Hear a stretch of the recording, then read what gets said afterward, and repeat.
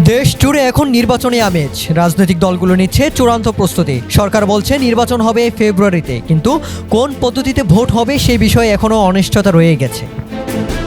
BNP যাচ্ছে প্রচলিত পদ্ধতিতে নির্বাচন, অন্যদিকে জামাত, এনসিপি আর ইসলামী আন্দোলন সহ বেশ কয়েকটি দল চাচ্ছে পেয়ার পদ্ধতিতে ভোট।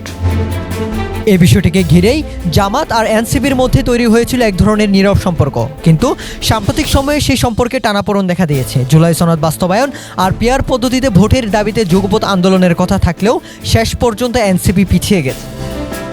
এনসিপির ভেতরে এখন দুটি মত। এক পক্ষ জামাতের সঙ্গে সমঝোতা চায় না, অন্য পক্ষ মনে করছে এখনও সময় আসেনি। আবার সংস্কার নিয়েও দুই দলের মধ্যে রয়েছে মতভেদ। ফলে আপাতত জামাতের সঙ্গে যুগপৎ আন্দোলনে নামছে না এনসিপি। তবে প্রশ্ন থেকে যায়, এ দূরত্ব কি কেবল সাময়িক, নাকি আসন্ন নির্বাচনের মাঠে তা রূপ নেবে স্থায়ী বিভাজনে?